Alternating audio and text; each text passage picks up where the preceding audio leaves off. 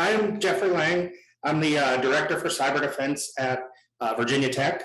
The responsibilities of my team include our security operations and our network monitoring, our incident response, our computer forensics, and then we also deploy all our security tools and do the kind of development behind the scenes with some of that.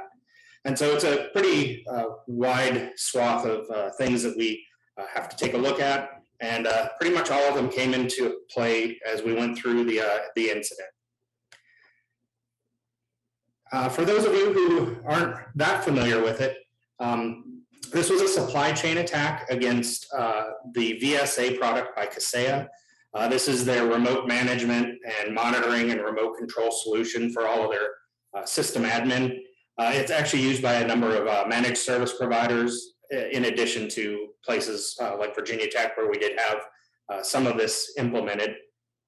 But around noon, about 12:30 on July 2nd, it was that Friday before a long holiday weekend in the US, there were reports that machines started just encrypting files, things popping up on the desktop, and everybody started kind of going crazy, calling their support people.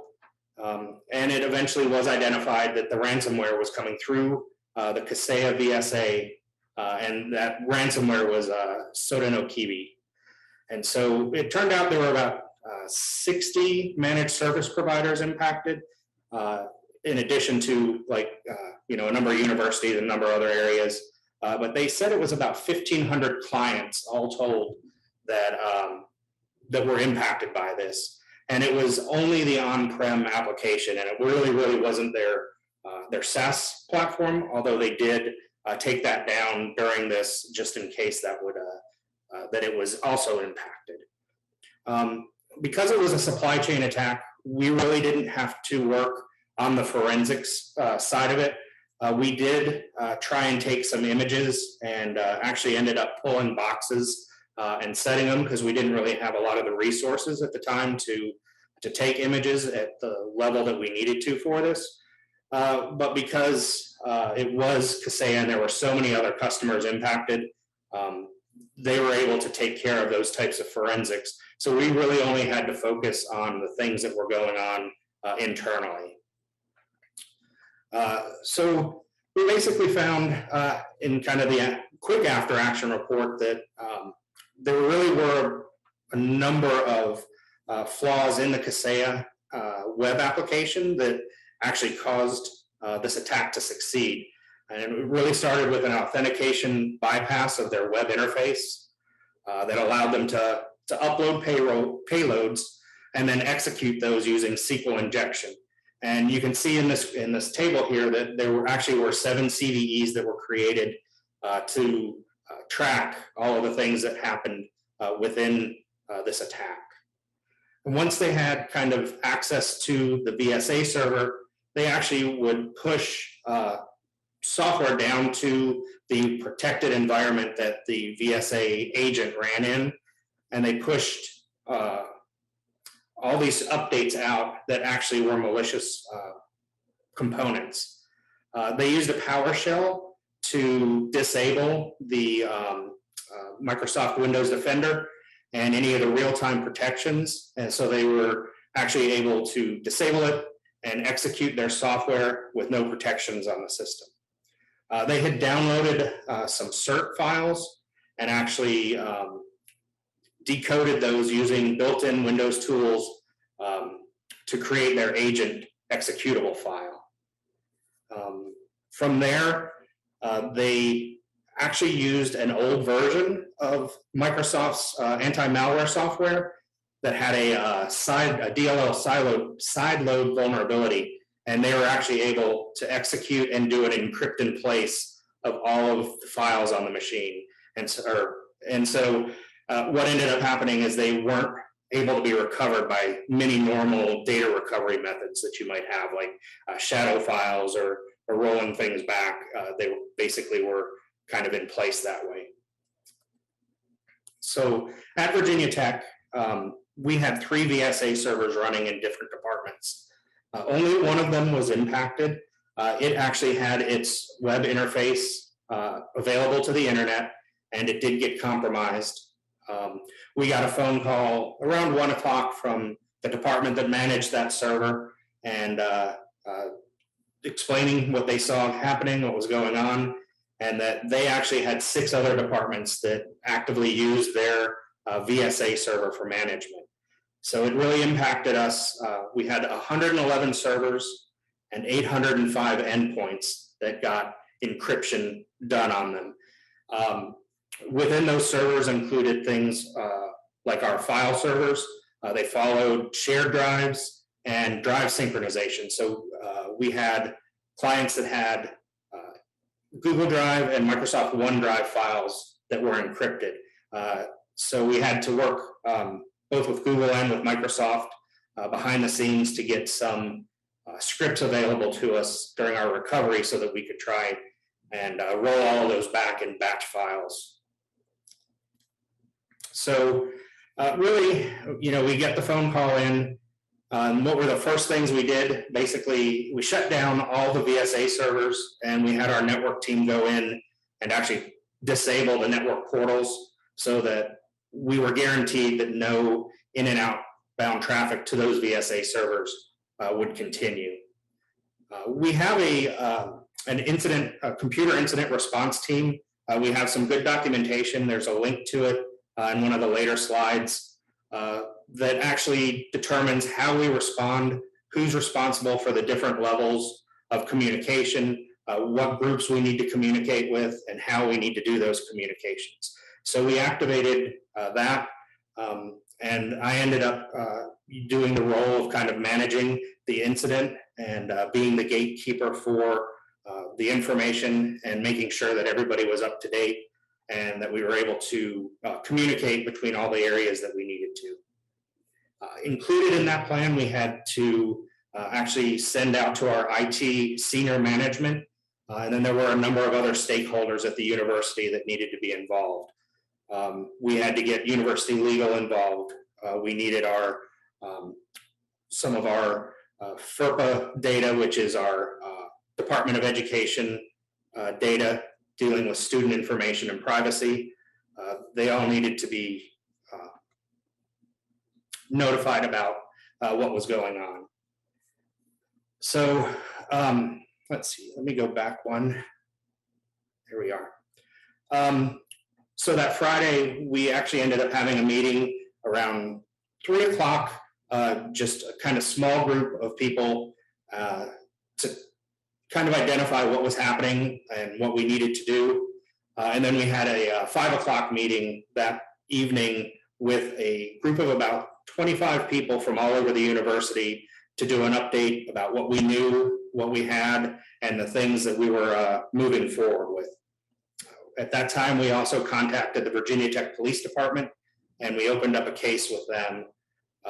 Once we kind of had that police case, Saturday, we got in touch with the regional office for our FBI contacts. They're up in Richmond, Virginia.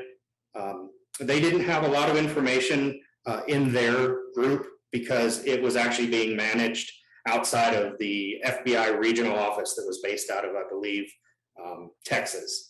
And so they did forward a number of documents along that the FBI had coming from that group in Austin.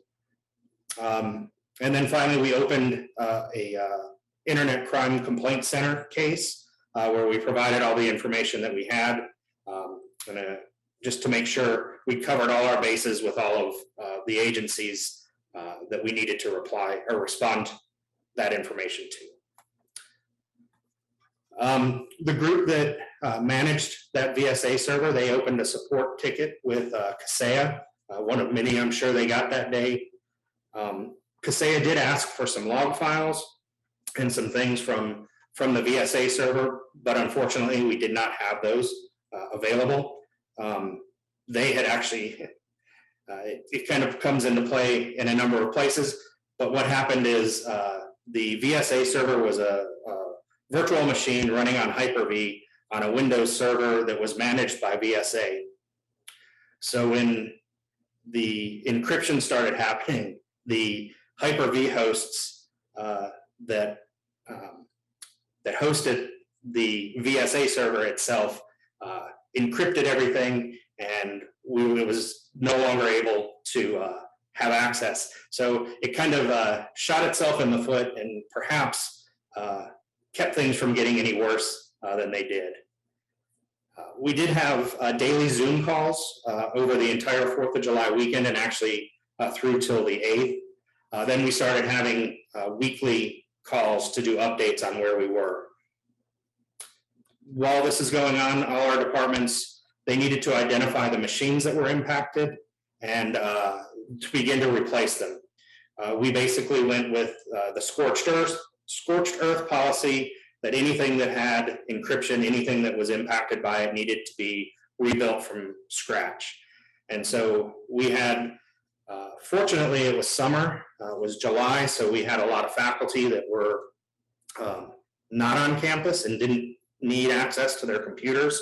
So they were able to prioritize a lot of their administrative people who were in the office and working on a daily basis, and be able to kind of prioritize a way to a later date to rebuild those machines. They also, within the departments, had to kind of identify the data restoration that they needed to do. So their file servers that had data that was encrypted needed to be restored. They needed to find out what data couldn't be restored. And that really started that discussion on, did we need to pay the ransom, or were we going to be able to recover from backup? Once they started working that, they also had to identify what kind of data happened to be on those machines. It was mentioned in one of the earlier presentations that we didn't know where our high-risk data might be, and that in fact happened in this case. So we had to scan everything. Our inventories of that high-risk data had lapsed or had never been done. And so it took a lot of work for the departments to go through and identify what data had what elements and what we needed to do with that.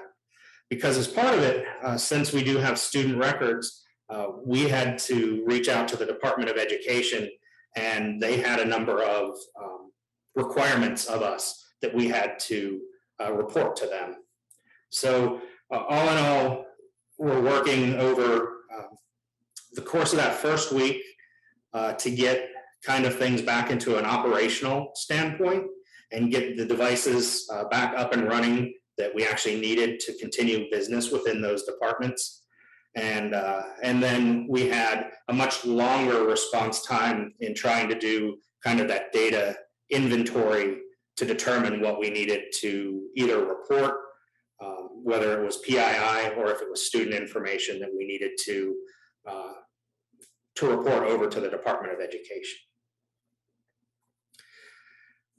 We had a ransom request that came in, and it was attributed to the REvil ransomware group, and they actually posted on their Happy blog that they did it. They took full credit for it. So that first day, as we were investigating what was going on, we did get permission for our security office to negotiate with the ransom. So we had one of our team go and work with the department, actually get into the files to see what it was, how to contact them over Tor. And so we found out that, so every machine that we had a unique key. So in order to recover, if we had to pay the ransom, we would have had to have paid for roughly 1,000 decryption keys. And they started their price at $44,000 per key. We were able to negotiate. We knew we had a lot of stuff on backup that could be recovered. So we were looking at potentially maybe 30 or so computers that might need to be restored. One of the departments actually had their backups had failed, and so they didn't have backups of the data, so they were very concerned about needing to get recovery of that. So we did negotiate down to those 30 keys for about $700,000. But I believe it was around the 12th or so, or before the 12th of July, The Revo group posted some more information about the Kaseya attack and basically asked for $70 million for a universal decryptor, which no one seems to have paid, but they were able to get the decryption keys at a later point. So while we're talking to within our departments about what kind of data and what data needed to be recovered and what we might have to pay for our ransom, we brought in our insurance and risk management group, and they brought in our insurance provider.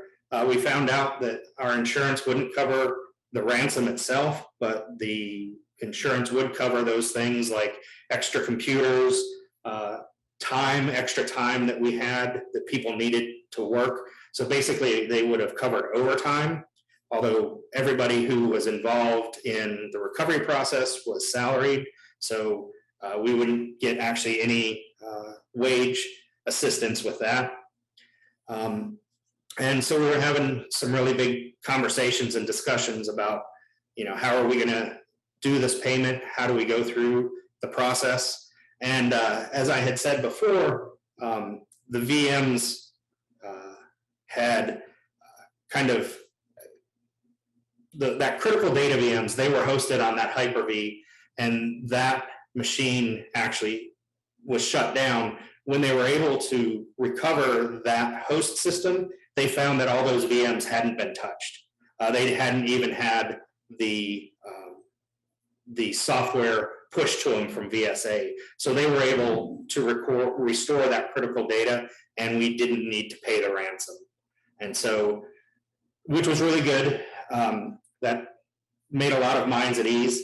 But we did find out later, because we did a follow-up tabletop exercise that kind of walked through this whole process, and it was a C-level tabletop.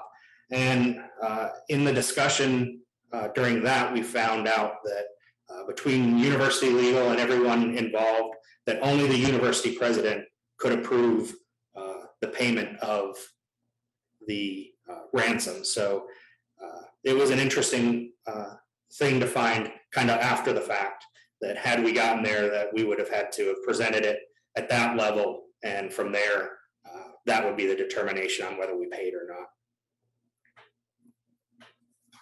So on the 13th of July, Revo disappeared.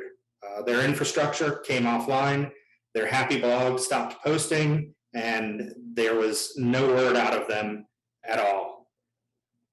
Later on July 22nd, Kaseya finally announced that they had received a universal decryption key, and they made it available to their clients. So we were able to get that data and decrypt a large number of files that could not be recovered, but they were all digital archive information. So our digital archive area had decided, rather than try and recover from backups or piece it back together, that they would just, when they got new requests in, they would actually go in and make the digital copies of that again. But it actually helped out a whole lot. I believe they were able to recover about 98% of the entire digital archive that they had using that decryptor key. We found out in September that the FBI had the decryption key for a couple weeks prior to giving it to Kaseya. And then we saw later again in September that Revo went back online. And then I saw an email or a posting the other day that as of May of this year, that the Soda no Kibi was back in active development. So they came back, even though they disappeared for a little while. So we had some things that worked really well. We had some things that didn't work very well. But things that did, our CERT and our cyber incident response was actually very good. We had a lot of the resources we needed. There were some things we learned along the way that caused some problems and caused for some revisions. But when you get these slides, there is a link to what our cybersecurity incident response plan is. You're welcome to go out and take a look at that. Something else that was good, we had very good communication and cooperation between our departments and our centralized IT. Information was shared. Nobody had any issues with not wanting to talk to anybody, not wanting to share things that were going on. It was open and honest conversations, and that really helped advance us and make sure that we could recover in a timely fashion. Their response was very quick. They got machines shut down across campus that were impacted, and were able to start getting that process of rebuilding and replacing going pretty quickly. Again, our daily update meetings during that initial phase kept everybody in the loop. Everybody knew what was going on. Nobody was surprised by anything because they didn't have the information at hand. We also had other units within our central division of IT outside of our IT security office that were involved. From our network team that did port blocks, our storage team that made adjustments to the historical,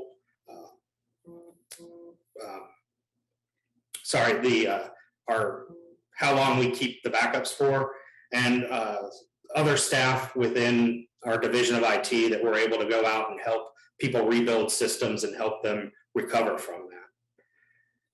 Our network forensics worked pretty well. We were able to determine that we didn't see any data that was sent off campus. That was later confirmed through Kaseya that this was just an encryption event and it was not an exfiltration event.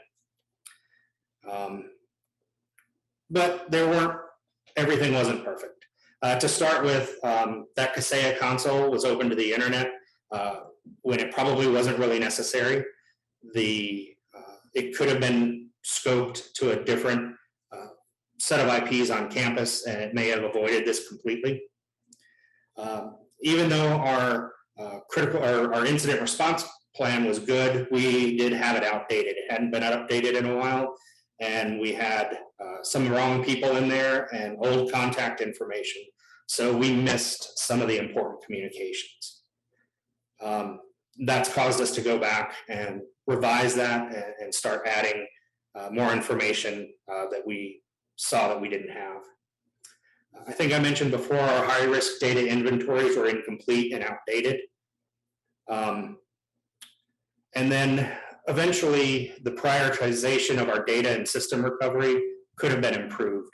We got things back up to a working state pretty quickly, but it took us nearly 6 months to get through the identification of that high-risk data and to determine what needed to be reported on, both to the Department of Education, and then also so there was some other PII that was there that we had to deal with and send out notifications for.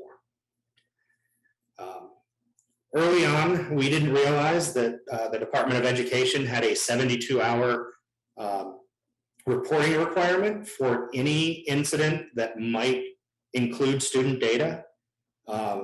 So we were under the operating idea that it was after we determined that it was student data, and that was a big realization, and we almost missed our deadline to report it to the Department of Ed because of that. Our risk management wasn't brought in until we were having that conversation about paying the ransom, when they really should have been involved first thing on Friday. That was one of those things in our document that was outdated, and so we had to get them up to speed and needed to get things going with them. And then ultimately our university emergency management team wasn't included at all. And while most of their focus is on like our buildings and our emergency response within a physical incident, they do have some things that they could have provided us that would be helpful with tools that they have and things that they have to help manage incidents that we could have used. And so we did not include them.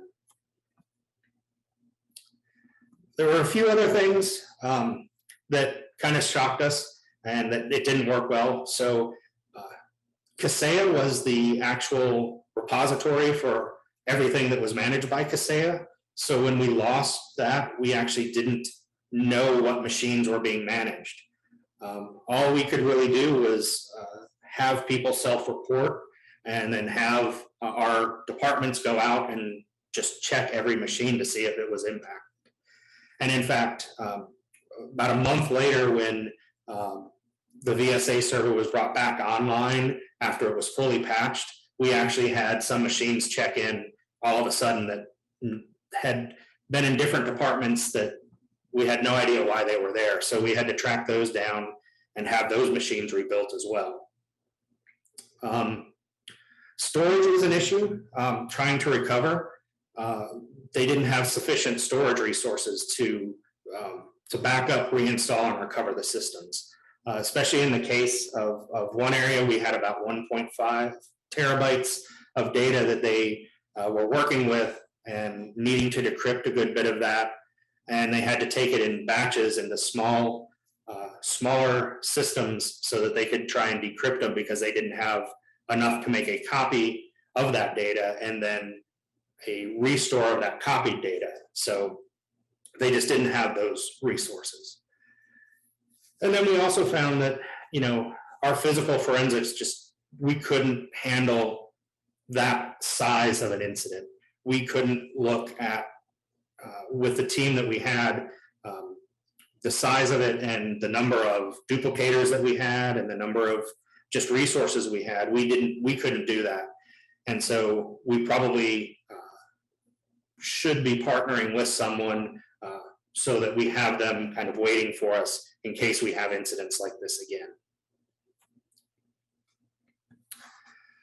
So we did get some recommendations out of it. And one is some best practices about limiting those types of administrative systems to at least minimally being only available on campus. And if somebody needs to access it, require the VPN for it. Those types of machines should have probably annual security reviews to make sure that they are following the best practices and have logging and monitoring in place so that we can make sure that they're protected and see what's going on. Again, our business continuity and backup plans, they were great, but they didn't include resources necessary to recover from these things. We had very razor thin budgets in areas where we hope that you can just, get computers for people to use, much less extra hardware that is there to recover from something like this. So something that actually came up kind of as an aside that we hadn't really thought too much about, and this was because kind of that large group of people we had someone from our purchasing area to talk about what our contract with Kaseya is, and that we do all sorts of security reviews and compliance questionnaires up front when we have somebody sign a contract, but there's never anything that happens. Renewals just kind of happen and you never look at that stuff again. And so that became an issue that got talked about a lot, is that maybe we need to change our purchasing process to include security reviews after the fact. We also have ServiceNow, and we have the major incident response in there. And our CERT response didn't match that IT-wide major incident process. And so we needed to actually kind of make sure the two merged into something that could be managed and done like the rest of our major incidents on campus that might come up. And that's just continuity and making sure that everybody who's required to get notification can automatically get those notifications. And then we did recommend tabletop exercises, which fortunately we were able to do one. That was back in, I believe, March of this year. So kind of all in all, all our machines that had encrypted information on them were rebuilt from scratch. All of our shared drives, they either rolled them back to a clean state or the data was decrypted with the universal key. On Google and on OneDrive, also they rolled back to clean versions of those. We were fortunate that we knew when this happened and that there hadn't been a foothold in place before that. So we were able to basically go to the backups from the day before. But unfortunately, our scanning for PII and that just took way too long to complete. We finally, in December of 2021, we closed the incident, and we ended up having to add notes to about 130,000 accounts of either current students or former students that their data might have been impacted by this. Unfortunately, it was an encryption only and it was not a exfiltration, so we didn't need to take any additional steps for that.